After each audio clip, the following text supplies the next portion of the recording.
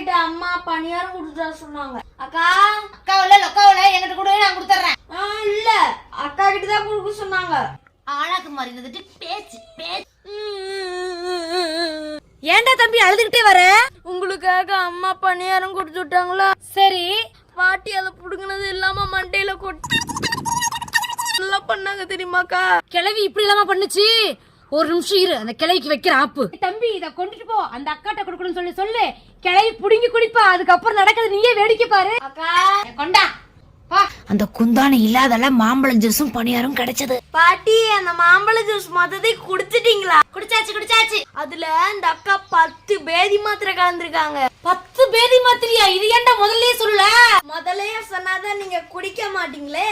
1 2 10. பாட்டி ரொம்ப டயர்டா இருப்பீங்க போல, இன்னொரு கிளாஸ் ஜூஸ் குடிக்கிறீங்களா?